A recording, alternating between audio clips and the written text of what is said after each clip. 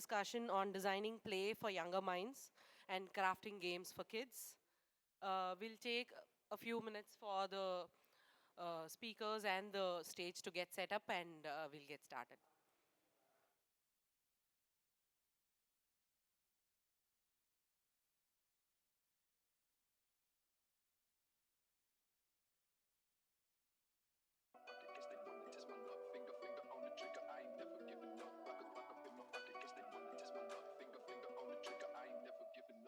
IGDC ಇದು ಪೂರ ಚೀನ್ ರಕ್ತಂ வெற்றியை நோக்கி செல்லும் இந்த பயணம் we never giving up ஆளுவோம் இந்த உலகம் இதயத்தில் நம்பிக்கை படைப்போம் சரித்திரம் IGDC ये क्रांतिकारी खून है अब हार नहीं कबूल क्योंकि दिल में जुनून है we never giving up गिर के फिर से उठेंगे क्योंकि दिल में जुनून है हर जीत में सुकून है I game, don't care, level up, I dare, stack wins and prayers, claim the throne, I'm rare. जिंदगी एक खेल रखा गेमिंग वाला जज्बा है हम सो भी नहीं पाते इतना असल अपना सपना है कभी भी नहीं थकना है हासिल करना बनता है किस्मत और मेहनत से ख्वाब अपना चमका है गेम जंतर मंतर शॉट अपने बीच में अंतर बहुत सपनों के समंदर में है खतरों के भवंडर बहुत लोडेड अपना इंजन हम खेल के सिकंदर बॉस सर्कल इनोवेटिव लाए जीत का ये थंडर स्टॉर्म जश्न कामयाबी देख जीत के हंगामे अब ना कोई रोक सके और ना हम रुकने वाले जश्न कामयाबी देख जीत के हंगामे अब ना कोई रोक सके और ना हम रुकने वाले we never giving up हम है तो कल है we never giving up इस सफर में मगन है we never giving up ये सफलता की जड़ है we never giving up हर सबर का ये फल है IGDC ಇದು ಪೂರ ಚೀನ್ ರಕ್ತಂ வெற்றியை நோக்கி செல்லும் இந்த பயணம் we never giving up ஆளுவோம் இந்த உலகம் இதயத்தில் நம்பிக்கை படைப்போம் சரித்திரம் IGDC ये क्रांतिकारी खून है अब हार नहीं कबूल क्योंकि दिल में जुनून है we never giving up गिर के फिर से उठेंगे क्योंकि दिल में जुनून है हर जीत में सुकून है I game, don't care, level up, I dare, stack wins and prayers, claim the throne, I'm rare. I game, don't care, level up, I dare, stack wins and prayers, claim the throne, I'm rare.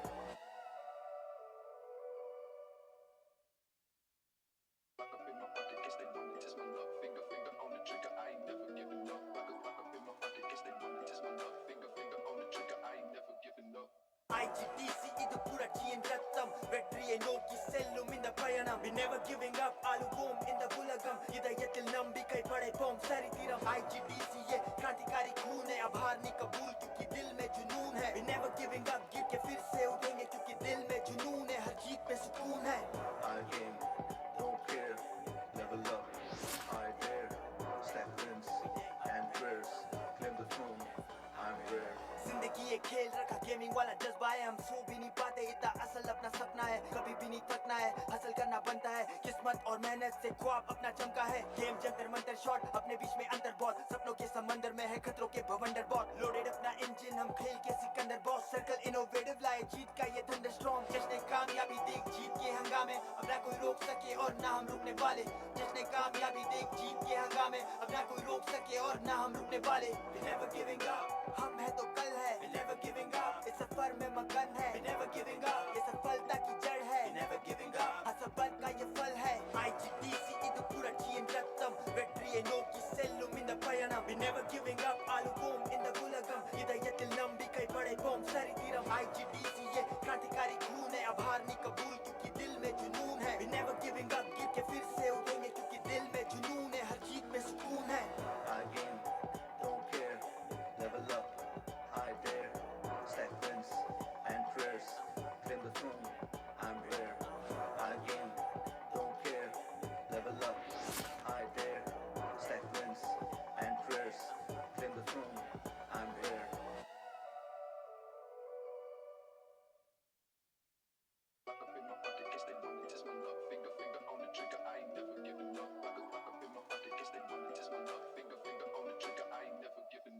IGDC ಇದು ಪೂರ ಚೀನ್ ರಕ್ತಂ வெற்றியை நோக்கி செல்லும் இந்த பயணம் we never giving up ஆளுவோம் இந்த உலகம் இதயத்தில் நம்பிக்கை படைப்போம் சரித்திரம் IGDC ये क्रांतिकारी खून है अब हार नहीं कबूल क्योंकि दिल में जुनून है we never giving up गिर के फिर से उठेंगे क्योंकि दिल में जुनून है हर जीत में सुकून है I game, don't care, level up, I dare, stack wins and prayers, claim the throne, I'm rare.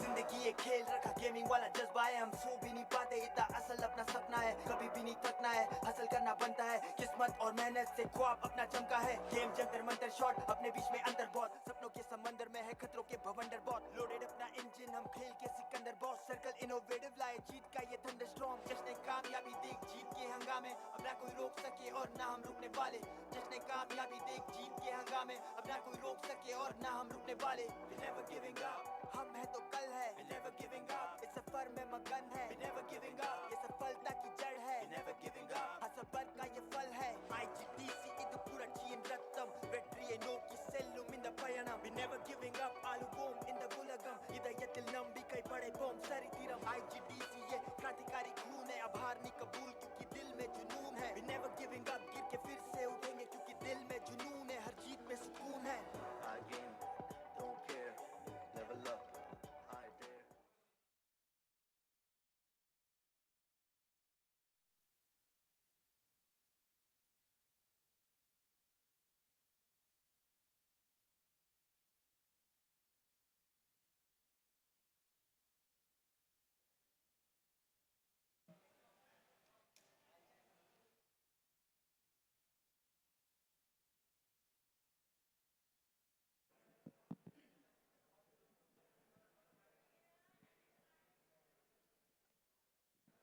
So, good evening, everyone.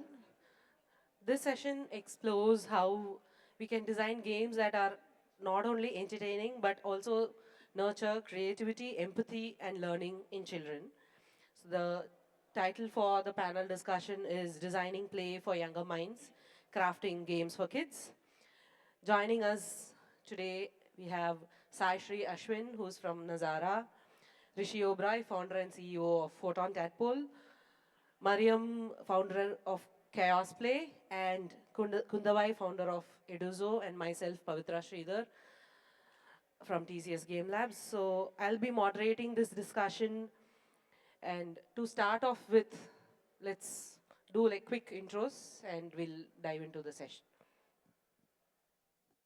Hi, I'm Kundavai, founder and CEO of Eduzo. So we are building mixed reality educational games for kids. We are using physical motion as a gesture in digital space. Yeah, we will know more about it. Does this work?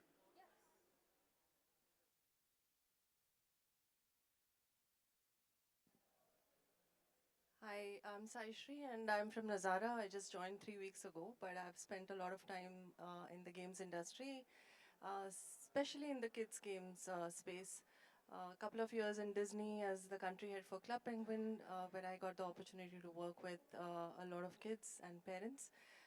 And then with Rainshine, where I worked with Hrishi and put out some fabulous games, again in the kids space. And I was in Epic for the last 4 years, and I've just joined Nazara. I'll be focusing more on the kids side of Nazara for the first couple of months. Very happy to be on the panel. Hello. Is it working? Yeah. Okay. Hi, my name is Mariam Dholkawala, and I'm the founder of a company called Chaos Play Studio. This company was founded last month, and how it came about, being founded is that, when you look at games today, um, they're fun, they're entertaining, and then if you look at the human mind today, it's a lot of chaos. There are a lot of conflicts in the human mind. So when you bring those conflicts and you bring play together, what you can do is probably bring something out very interesting for the end user in terms of an experience. So the kind of games that I will be building as part of my company are games which are fun to play and games which will encourage learning. So yeah, the audience that I will be targeting is probably going to be teens plus. It's not going to be entirely kids, but yeah, I hope I will be able to talk a lot more about it probably in the next, IGDC. But yeah, interesting to be here. Hi, I'm Hrishi Oberoi. I'm the founder of a company called Photon Tadpole. We do kids games. Before that, I've been developing games for over 20 years now. Ran the production team of a company called Indiagdc, and before that, we got sold to Disney. Was with Saishree at that time, and I ran the Disney interactive production team at there. And post that, I started Photon Tadpole. initially developing all sorts of games, but then, I worked with Saishree, developed a lot of games for kids and did a bunch of games for Byju's, etc. before building our own game called Leela's World, which is a pretend play games. We've done fairly well over the last 5 years. We've got over 20 million downloads over all our Leela's World products, and I'm happy to be here.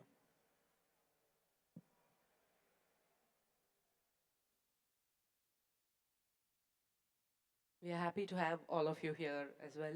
Myself, Pavithra Sridhar, I've been a game designer all my career, worked with Dhruva Interactive by Juice, where we collaborated with Hrishi to build a lot of educational games at that time. And I was a co-founder in a studio called Big Fat Phoenix Interactive, where we built games for life skills. And now I've moved to TCS Game Labs, where we do education games for kids. So to start off the session, my first question, we'll keep it like a open session where whoever feels we have an answer, let's do that. So the first question, which always comes in the design process first, is how do you define the age group when we do games for kids? So, I guess with a little bit of experience, you kind of get a experience building, but also experience being a parent. You also get an idea of what age group your kid or the kids that you're going to be building for, what they can do, like how can they have access to. The way we did it, just to give you an idea, is that we knew the game that we wanted to build, and when we wanted to build this pretend play game, which is essentially it's a digital dollhouse, right? So the way in our mind is that, okay, which age group plays with digital dollhouses? So we didn't come from, okay, we want to design for this age group and then what we're going to design. We knew we were going to design this. Now we say, okay, which is the age group that plays for this? Interestingly enough, what I noticed is that you say, okay, this is who you've designed for, but there's always spillover, right? In the younger segment as well as the older segment. And what happens is that sometimes younger kids who have siblings in that space, they'll also play your game. But older kids who want to continue, who don't want to let go of it, will continue to play that game also. So that's how we essentially ended up designing a game which ended up being what we say is for 5 to 10 years old, where we know 6 to 8 is a sweet spot. 5 years is a one, like little bit younger, they'll still play it, but 9 and 10 is when they start fading out and they start going to Roblox and Fortnite and stuff like that. So that's how we ended up doing. Yeah.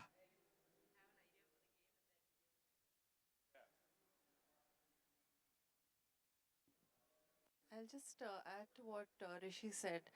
Um, Kids is, when we look at adults, a 25-year-old will not be really different from a 30-year-old. I mean, the way he or she interacts. But when you look at kids, it's very, very specific. A 2-year-old is very different from 3, and 3 would be very different from 4. So every age has certain cognitive milestones, certain things that happen with a child as they grow older. So when we design games, it works both ways. You have a game and then you kind of, define the audience. But it also works the other way around. You have a 2-year-old. What you need to build for a 2-year-old is going to be very different from what you build for a 5-year-old. For instance, a 2-year-old is just learning. Everything that a 2-year-old does is learning. Whether she's playing something or she's running or she's walking, it's all learning, right? So what you design for a 2-year-old is going to be very different from 5. Because at 5, kids are more aware. They are exposed to a bit more. They get into pretend play. If you observe a 5-year-old just in a room, probably playing with a kitchen set or a doctor set or whatever that may be. Those are all role-playing games because that's how you evolve when you're 5. So every age group is different. So kids is a very generic term. And when we design for kids, we have to be very conscious about what age you are designing for, Hrishi rightly said, by the time you're 8 or 9, you're exploring, you know so much more about the world. And today's time and age, you're so exposed because of everything around us. And you move to a Fortnite or a Roblox, so that's very exploratory. So it's important to keep certain principles of cognitive skills and behavior before you start designing games for kids. I guess that, yeah. Yeah. So I'll just add to that actually. So since you spoke about cognitive development, I mean, I've worked a little bit in the space of life sciences and healthcare. And during my time there, I've had an understanding of cognitive development in kids as well as in adults. And today, I mean, if you look at a child, let's say someone who is probably under 2, what do you see them doing? You'll see them probably, running to a toy and trying to feel it and touch it. They'll be attracted towards sound. They really won't have that kind of a cognitive development happening for them, but it's more of developing your motor skills. But as you kind of get into the age of, let's say, up to 4 or 5, your cognitive development starts building. And that's when you start looking at objects around you more symbolically. So that's when you introduce them to probably, let's say, an alphabet. And then you relate an alphabet, let's say, an A to an apple. And they will understand that because they see that link. But if you say A for an aeroplane, they may not immediately be able to recognize it. Similarly with numbers, you can teach them numbers, but you can't make them understand the significance of numbers. So it's more of a pattern at that age. And of course, as you keep growing up, there's a little bit of more logical reasoning that happens. So now, I mean, if you look at a game like Uno, for example, someone for, let's say, an under 8, so they start seeing patterns. And in that patterns, Uno as an example, as I said, I mean, in Uno, what happens? You have different colored cards, and you know that, okay, if you play a red card, you're supposed to play a next red card. And if you have a number 8, you can use any other card, any other color with the same number. But and kids can understand that. But if there are any other action cards, they may not be able to, kind of frame a strategy. So I think understanding at which age they are and what kind of cognitive development they are having, you kind of design your games based on that. So yeah, that was just something I wanted to add. Yeah, I guess that naturally flows into my next question, which was about what are the differences in design we do when we design games for a 5-year-old versus a 10-year-old? Because those are two separate age brackets we fit them in, right? 3 to 6 and like 7 to 12 or like 7 to 11. So, what are the differences in principles we use when we do design for kids of those two age groups? So ideally, we did a research on how human brain develops patterns. So there are three categories. Majorly, every human brain develops patterns, which is repetition, association, and emotional resonance. So if you look at kids below 5, repetition is the core mechanic which we rely upon because that's how they understand it. It registers in their mind. Whereas association happens when you have a predefined world model in your brain. So as we grow older, we can do a lot of association kind of mechanic. Emotional resonance can happen at any point of time. It's just that you trigger emotions through fantasies, through surprise. So that's how we approach it. So for younger kids, we give clear feedback loop and we repeat a lot. We make things simpler. We don't put a lot of mechanic in place. It's all driven through curiosity. Yeah. Um, I mean, I think this specific question, five versus 10, is like it's a little bit instinctive that I have learned to design for. I'll tell you one specific thing that I've noticed is that like, when it comes to, let's say, under 5, right? Going on what Saishree was saying, that there is only curiosity. So there's no difference between learning and play. So for them, everything is play, right? So whatever, whether you put a tracing or a coloring or you numbers or whatever type of game you put in, they're going to be learning from it. But for them, it's curiosity. It's all play. So even if and they're learning through play, right? But post that, they are understanding now that okay, the difference between okay, this is a learning content and this is a play content, and this is homework. They're understanding, oh, this is homework or this is work versus play. Like, this is fun. So if it's only directed at learning, they will get bored. They will understand that it's learning. Um, and by the time they reach 10, so when you're saying 5, up to 5, I think it's still, you can, you know, of course, you have to know what's the difference between what a 2-year-old is going to do, what a 3-year-old is going to 4-year-old going to do, because even the math skills change. Like, when you look at the skill to recognize patterns, that comes in a little bit later on versus a 2-year-old, right? And you'll be surprised how much a 2-year-old can actually do. That's really interesting to actually watch them in that phase. But by the time you're 10, the way I look at designing for 10 is you're designing full games. Just think about it, you're designing for a young teenager, right? So it's just like, okay, you be careful of violence, you be careful of anything overtly, aggressive, but everything else is fair game. 10-year-old, everything else, like whatever, 35-year-old will play, a 10-year-old will also play. And they might be better than you at it. That's where the next question starts, where I want to know, like, how do you balance between letting kids explore freely and keeping them focused on the learning and intended outcome? Like, how is that balance between fun, curiosity, and learning come into play? Because fun and curiosity, as you said, is by they always do. But how do we also incorporate learning in that? I just want to quickly start on that because I just want to pull myself out of this question, because we don't build a game for learning. We explicitly build a game for play. So I tell people, yeah, we are under the education section, but we feel that play is education, is learning. So we are not going to overtly try to teach the kid anything. So that's what we do. So I'm going to pull myself out of that. No, it's an interesting question. There's no right or wrong here. There are some games which are specifically educational, and that's fine. You go with the intent of learning something, and there are two kinds of learning again. One is very structural or school related. So what you learn in grade 1, you gamify it and you see something like, for instance, numbers. So you have a game which is count 1 to 10 or whatever that may be for a 5-year-old or a 4-year-old or even lesser. But there's another way of learning which is, you don't call it learning, but you enjoy a game and you learn on the way. And that's, I wouldn't say disguise, that's the wrong word, but you kind of play, but you also learn.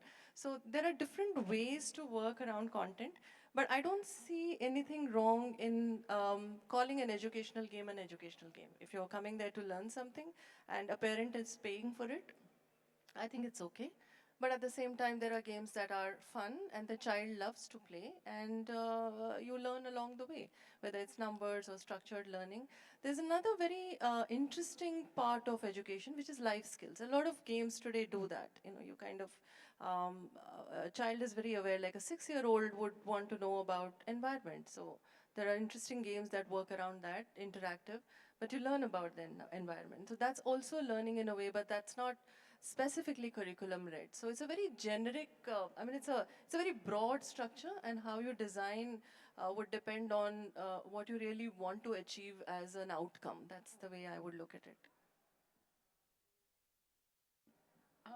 Yeah, so again, from my experience working in the life sciences and healthcare space, I think it's a little difficult managing, balancing fun and learning, because if you look at content which is related to life sciences, it's extremely data driven. It's extremely heavy, and heavy for the person who's working on it and a person who needs to learn from it. It's extremely heavy for them. So how do you manage that? And sometimes when a game is, presented to somebody as for learning purposes, somebody who is probably sitting at home, outside their school or outside their office premises, they don't want to, learn, and they want to spend their time doing something which they enjoy and not really play a game. So how do we really engage, people, in times like this? So one, of course, I think the approach that I had followed is, having the game concept completely story driven. So when it's story driven, and when the user is constantly engaging and moving forward in a story, is when they find it enjoyable. And secondly, of course, holding a lot of events. So I mean, again, this is dealing with adults. I'm talking about adults. So the way we did this, especially at TCS, is we used to hold events, and we used to hold competitions, and we used to get groups of people together to come together and compete. And it was more like a co-op at times, it was more multiplayer at times. And when people felt that they were kind of working on a similar goal together to complete a game, is when they actually started finding it fun and not work related, or not more of a learning. So I think that's how we went about really balancing fun and yeah, the learning aspect of it. So yeah. Yeah. So, are there any specific examples where, when when you guys have designed games, where adding too much learning has broken the fun or didn't go well with the kids or like your intended audience? And is there any specific experience you would like to share? Like too much learning we put, maybe we figured out that this is not fun anymore or they don't like it anymore, and how did we fix it? So how we approach is like every game has three layer: mechanic, play pattern, and data content, right? So we try to innovate on the mechanic. So we try to use the entire body, including speech, movement, asserts, flashcards. And regarding the play pattern, every kid, I mean, there are famous play patterns like running, you know, puzzle, things like that. So we try to see which play pattern fits more well with a specific set of content, and we try to combine different possibility of content, mechanic, and play pattern, and what makes it interesting for a specific content. So that's how we experiment. I want to ask you, maybe you have an example from Byju's. Why don't you tell us that? We do have a lot of examples, but in our like previous company where this was not specifically aimed at kids, but we were building a game which was trying to teach a belief of a group to adults.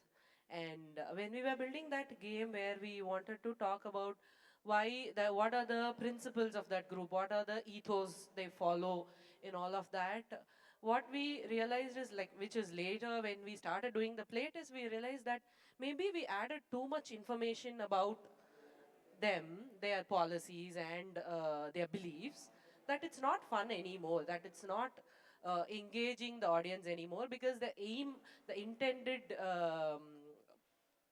outcome was to make a game which makes the player experience the beliefs and values through the play. But we felt, which was a second exercise which we did after our playtest, where we called that exercise finding fun, and we had to add like a lot of those game elements like rewards, what makes it interesting for them, what makes a journey complete. Maybe let's add an antagonist to the story. So otherwise, there is no opposition, the story is not complete. Correct. So yeah, so we had to add a lot of elements like that to make that experience and that learning come and complete it like a game. So that was one specific thing which we had to do. So from there, this is for this question, I think it'll resonate with a lot of people who are here, who'd like to make games in the future for younger minds and all that. How do we make a game feel playful and not disguised as homework? Like a homework with a different cover. How do we make more playful games and not just a layer? It's a very creative question, how do you do this? And there are many ways to do this. There's never one or two ways to do it. I think it again goes back to what age group you're kind of, making this game for. But I think a lot of factors play in this. Audio, what kind of sound you use, what's the music you use, um, and then the whole interactive element. You know, a 5-year-old will probably just be, using a touch and just very basic interface. Um, so that's one way how you interact with the application. So that's one. So audio, touch, then the storytelling. How do you make it interesting? How does it? So when you tell a story, it's always exciting, right? You're telling a child a beautiful story, and you listen and you learn along the way. So. I think, Mariam, you mentioned the story base. So I think that's a beautiful way to kind of learn along the way. And I think a lot of successful games do that very beautifully. So I think it's a mix of all, and it's also how you creatively look at all of this and then put out an experience that doesn't seem forced. Yeah, for kids. That's the way I would look at it. I think, I mean, it's kind of a fundamental question, right? Like, how do you make a game playful? Full stop, not for kids. Because that is a fundamental question in making any games. I think, like, I've seen so many games or so many developers who've initially started building games who just have it, how they built the mechanic, but they've not made it playful. It doesn't feel fun, right? They've done what they've expected to do, but it's not feeling fun. So that itself is a fundamental question, which can be, I mean, learned with experience, right? Like how exactly all the things that Saishree is talking about.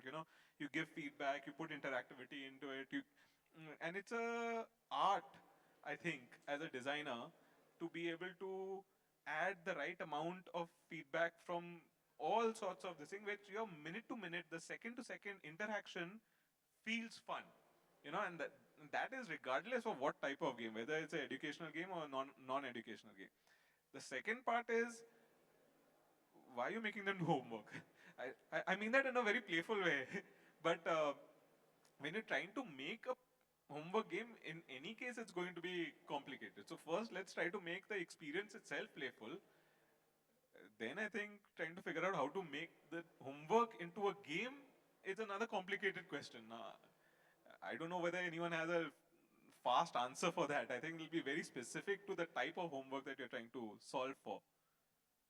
We kind of do homework games. So here what we do is the reward is not learning. If you make the reward as learning, kids don't enjoy that. The reward is playing, learning is the process. So that's the way I can put it.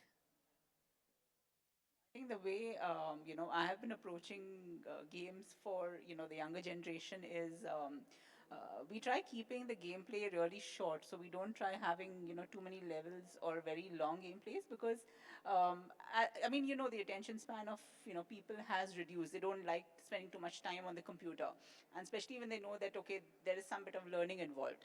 So yeah, I mean that's how I approach it. Keep it short and of course, I mean, there's always positive reinforcement. So you give feedback, you give positive feedback, you reward the player as much as you can, especially when it's kids.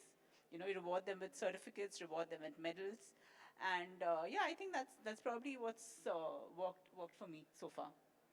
What I just wanted to quote something from Mark Rober, which he creates these videos, which is to teach kids engineering concepts, and his concept, and they're really fun videos, right? Like my daughter and I enjoy watching those videos a lot, and not just the videos, even the toys that he builds.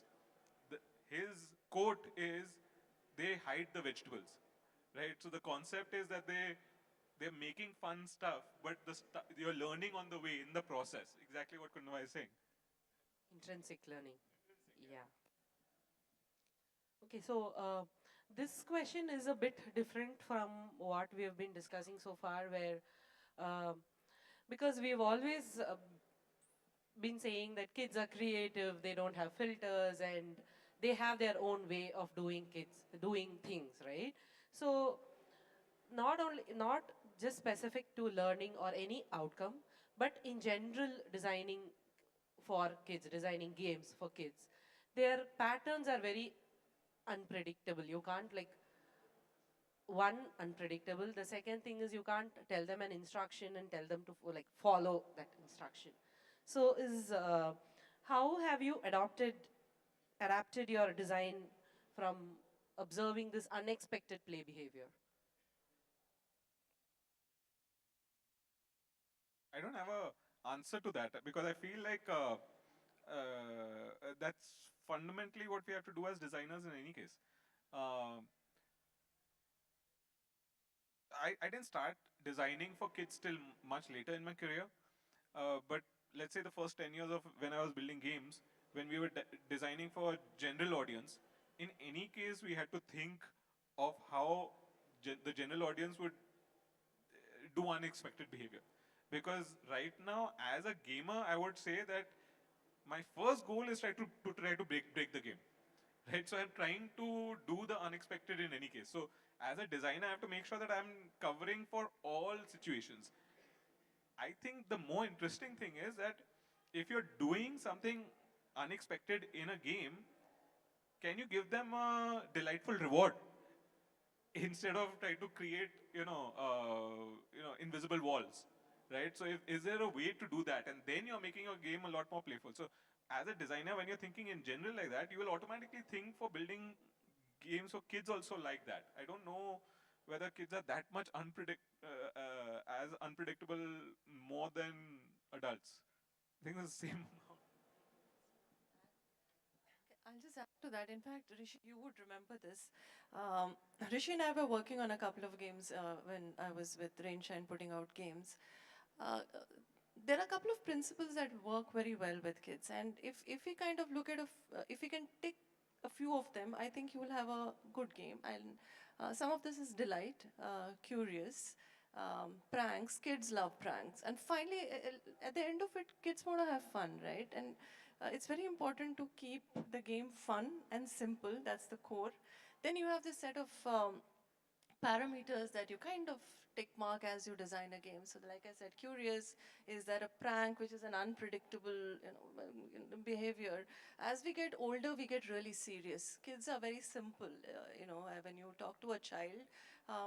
So is a very simple little human being. So um, if there's a prank in the game, you'll see delight. So to Rishi's point, when we keep it simple and when you're designing a game, just make sure that you're designing a game exactly how you talk to a child in real life. Forget the digital part of it.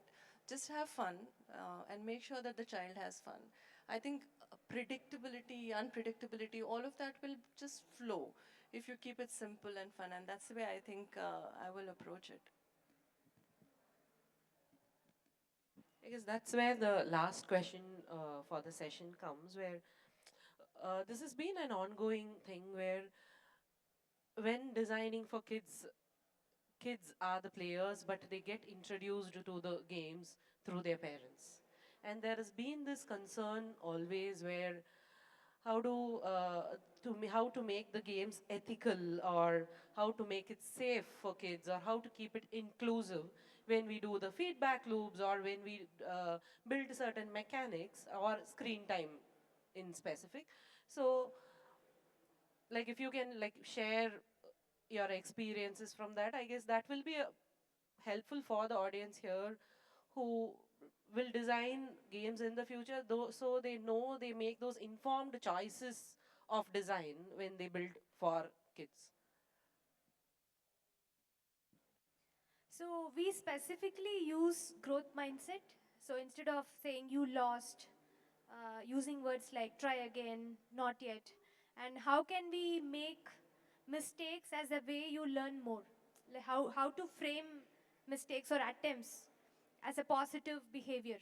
So that's something which we focus on, and we basically wanted kids to feel included. There should, and in fact, mistakes should be encouraged.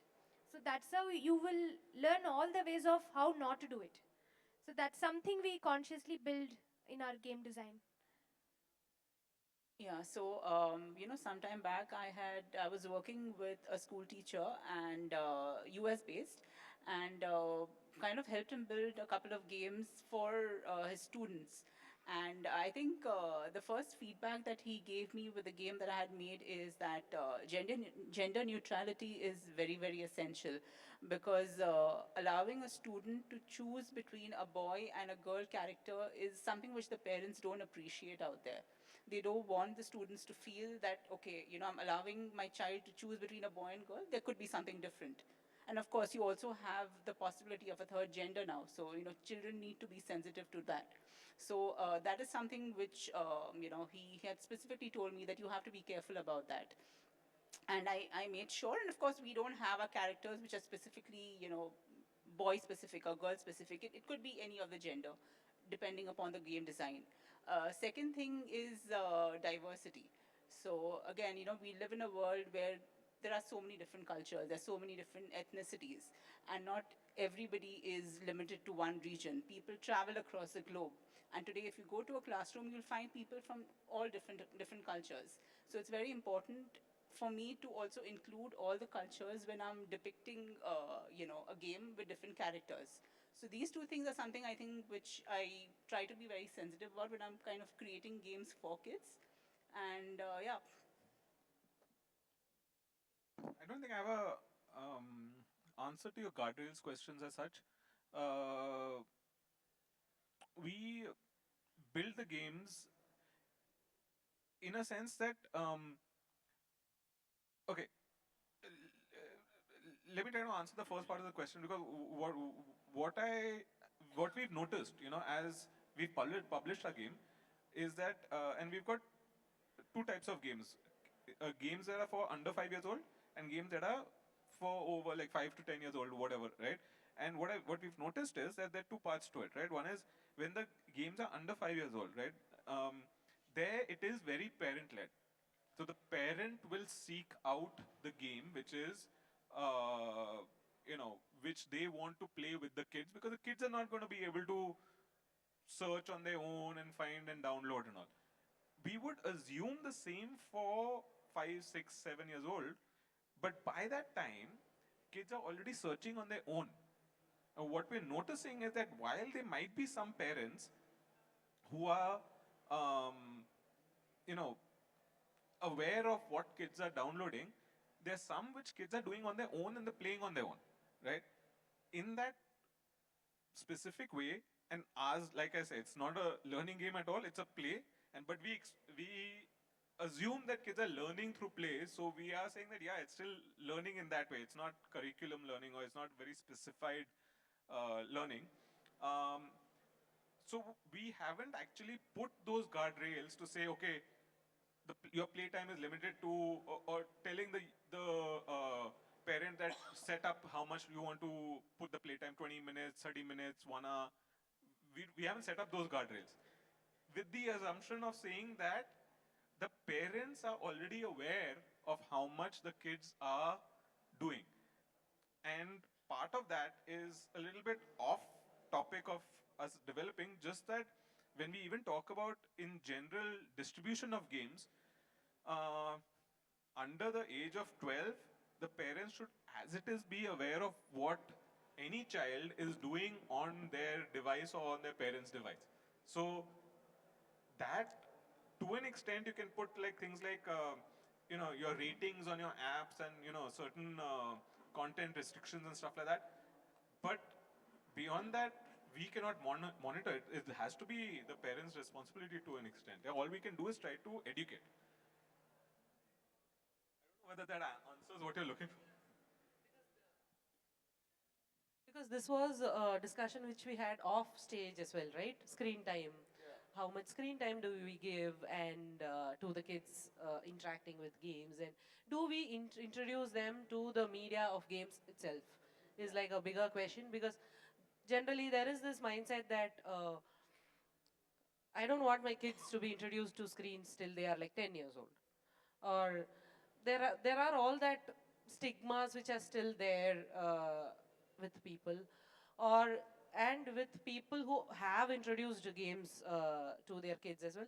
They have one way of doing that is saying that okay, today your screen time is over, maybe you can do something else.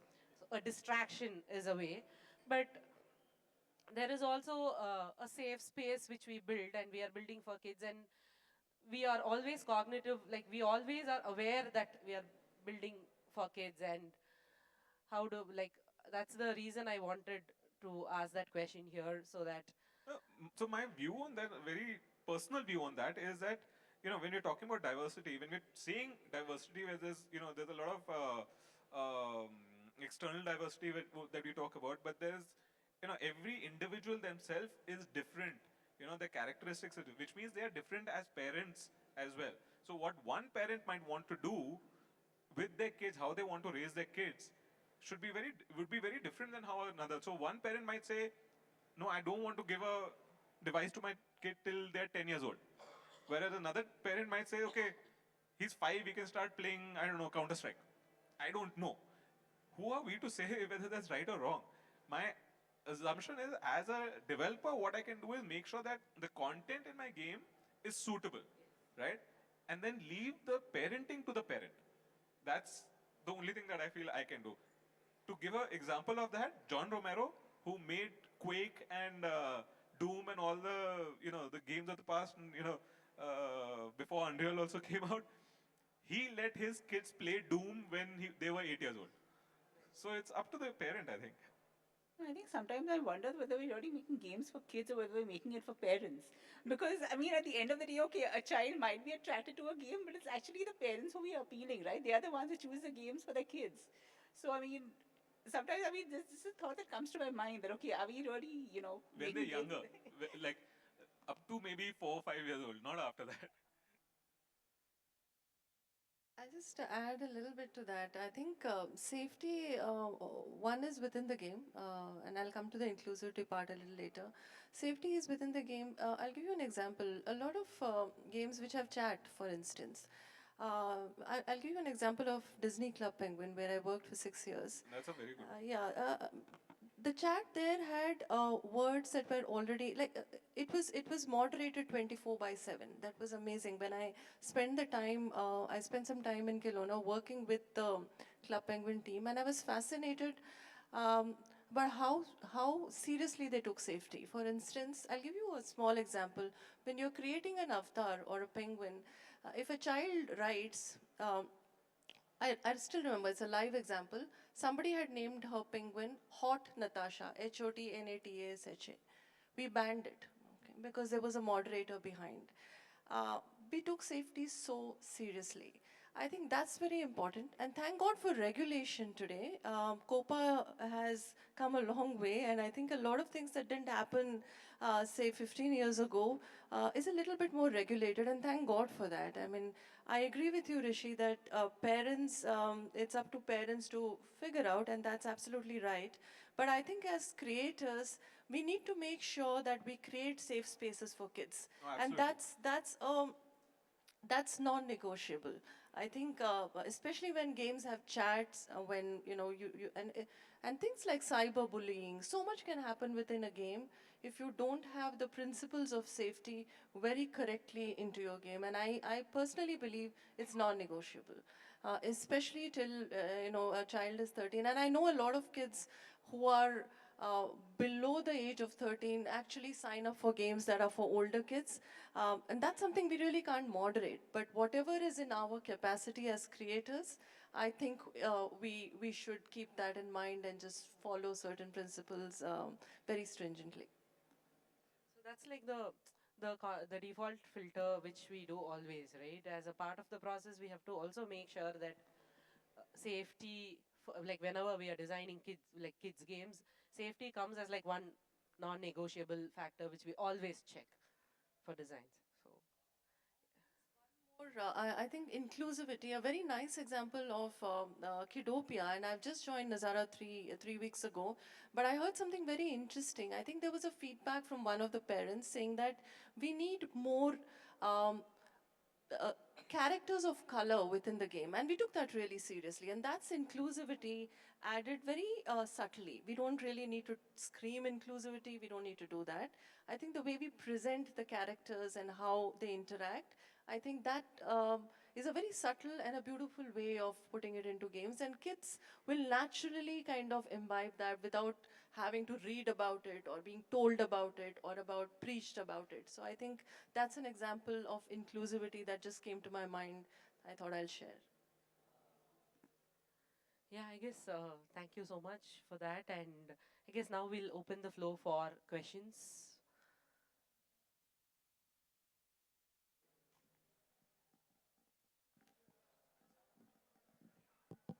Hey, thank you guys. It was a nice talk that we've gotten a lot of points. There are a couple of questions that I would like to ask if I'm allowed. Uh, One is based on what I've been playing. Like, I'm a big, I play strategy games a lot. Like, there are games like Capitalism, and I don't know if you've heard of them, Capitalism, Civilization. So, what basically happened is Capitalism actually taught me uh, in seventh or eighth standard more than what my economics textbook kind of taught me. I mean, those things that I still remember, it is ingrained in me. Similarly, Civilization is a game, that has taught me more about world history than my history textbook ever could. And these are the things, like the things that I remember are from these games. But the problem is, like, although Civilization is not outright violent, there are still, like, you have to go for wars, you have to bomb cities, you hear a lot of cries from the people. All these things are there. But without those visual effects, that gameplay is not complete. I did have my learning, but that gameplay is not complete. So my question is, like, where do you draw the line, where what you put out visually related to design, sounds, at the same time, you cannot spoil the gameplay as well. Although learning should be there, but the gameplay shouldn't be spoiled. So where do you draw that line? Like, for example, Tom and Jerry, which is considered one of the most comical cartoons for all the kids. It has all sorts of violence. Like, he's been bashed, he's been put in a blender, he's been cut in half, but people don't consider that a violence. So where do you visually draw a line? That is my first question. Not just visually, like where do you draw a line as to what should be short for the kids and all those things. And second one is related to in-app purchase and all, because I've heard a lot of parents say this, like, they purchased by mistake, they did this, they did that. Like, although, like, even a 10-year-old might, know, like, he's spending money to purchase something, I don't think he exactly knows the value of what he's doing. So do you think we should withhold those things from kids, like in-app purchase and all? So these are my two questions. So the first question, right? Where do you draw the line? It's a very interesting question, and I think there's a lot of categorization that's already there. I mean, okay, we are publishing for the app stores, so Google Play and Apple App Store. Both Google Play and Apple App Store, they have a lot of categorization. So they have all these points saying that, okay, does your game have this? Does it have fantasy violence? Does it have realistic violence? Does it have blood? Now, a lot of that is inherently something that while developing a game, you know whether it is crossing the line or it's not crossing the line, right? A game like Civilization, for example, it was not built for kids in mind, but kids played it and learned, which is a different thing than saying you're building a game for learning or you're building a game for kids, right? And what I mean by that is, like, when you were giving that example, it just occurred to me that, yeah, there's a lot of stuff that I learned from games and books and all, which I didn't learn in class, but that wasn't built, they weren't written or made for learning. They were made for entertainment. It's just inherently I ended up learning, which is why I say play is fun, play is learning, you know? Um, and so, but as far as drawing the line is concerned, if you have fantasy violence or realistic blood or something, you will automatically, based on these app stores, be tipped over to a different category and not be a kids game anymore, right? Um, I'm sorry, I lost a second question. What is it? IAP, right? IAP again. So I'm going to default to what I said earlier. We have very little control of that. One thing that we do, I know, is we don't have an IAP built freemium model. We only have a subscription model. And even then it gets abused. The guardrails of having that purchase ability on the phone, which your kid has, again, that is not our responsibility. That at some point has to be the, the owner of the device's responsibility, which is the parent, right? Like, you put a what do you call a password on it which your kid does not know how to use. So obviously they'll have to ask the parent for that. That's the way we approach it, and we just don't put IIPs like a Smurf type uh, freemium content where you keep buying V-Bucks or Robux or whatever in the game. We just make a subscription, and then after that, the kid, like, if the parent just doesn't like it, we'll give it back to you and cancel your subscription.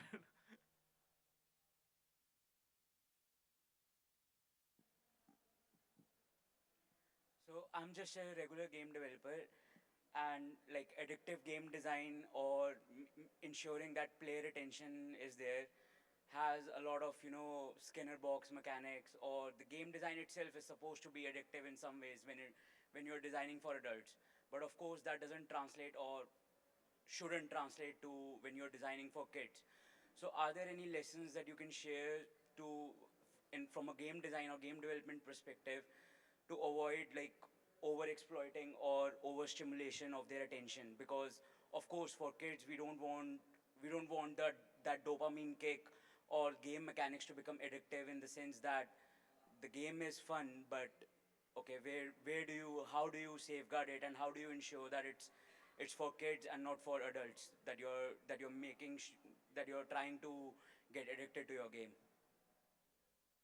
So one of the interesting research, I don't know if I can name them, Cocomelon, right? So if it's okay, fine. So if you for every 4 second, scene changes. So it makes the child get into a trance state.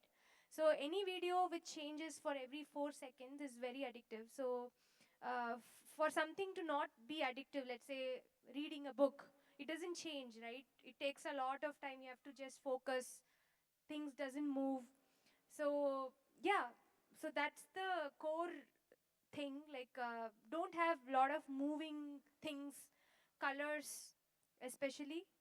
So that's where we have to draw ethical line. And does the concept of flow state really translate to kids? Because kids, by their nature, are very capricious, or to use the other word, chanchal. So, does the concept of flow state in game design, does it translate to when you're crafting games for kids?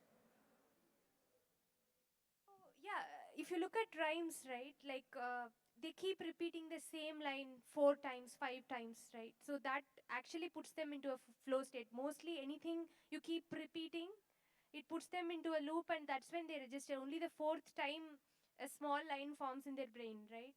So yeah, I think there should be a boundary in terms of the kind of colors we use, and what kind of content we show. How do we make them associate with the real world, and how much of rate frames we are changing per second Thank you. matters.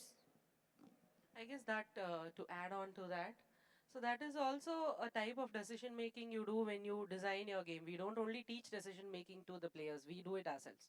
So it also comes from there, where whenever you are designing for your audience, whatever age that is, so you make certain conscious decisions of how your product has to flow. So that comes in not only in the design phase, that comes in all phases of the game development, be it UX design, development, time, QA, so that you don't miss anything. It comes in all the phases of game development, and those are conscious decisions which the studios or the team which build games for kids do, and I am sure they always do that with, like, they always base it on research. Yeah, we have someone there at the last there.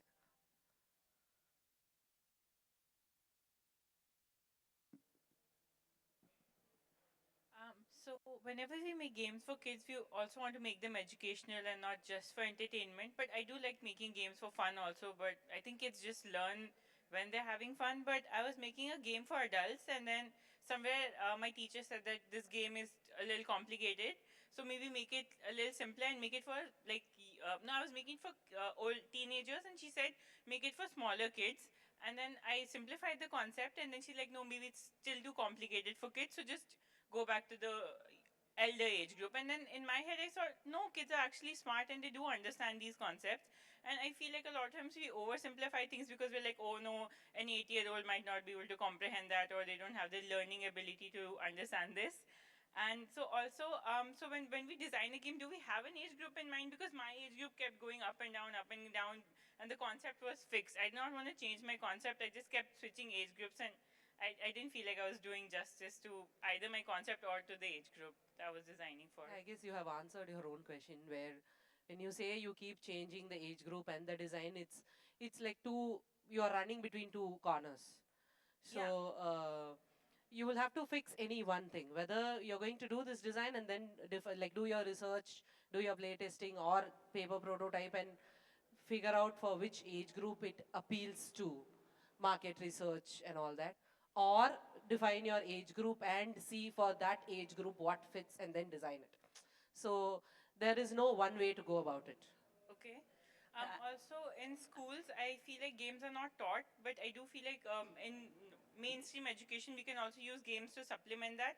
I'm making a game on Delhi pollution. I feel like that's an issue that doesn't, it's very important, but it's never talked about. It's just one EVS chapter somewhere in the corner, and kids don't understand the gravity of it.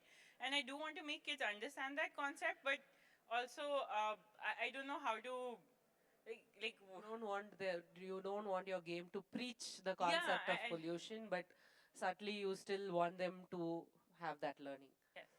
No, I just want to say one thing that, I mean, I wouldn't say that all kids are going to be smart. I mean, each child is different. You may have someone who learns quicker. There may be children also who learn slowly. So, I mean, just saying that, okay, this concept is, probably not good because it's, I mean, all kids are smart. That's not the right way to go. So, I think whenever you're designing, any game for a child, it's important to first understand what stage of cognitive development they are in, cognitive development they are in, and then try building the concept based on that. So maybe some child may not, in that age group may not play that game and may want to go in for a game which is for a, maybe a bigger age group, but there are kids who would want to play that game. So I mean, it's always important to know that not every child is the same. Every child is different. Every child's learning is different. So yeah. Do you guys work with child psychologists when you design games? I mean, yeah. Because I think my age group, like the teacher said, okay, it's fine, work with 10 to 15-year-olds. I thought it's a very broad age group to work with, like a 10-year-old and a 15-year-old do not. Yes. That is a very bold. So I would probably say 10 to 12, is a good age group. And then, of course, you have the teens who are, a lot more developed in their mindset. They're a lot more, matured enough to, decide and think logically. So, yeah, I mean, that's, yeah, you need to.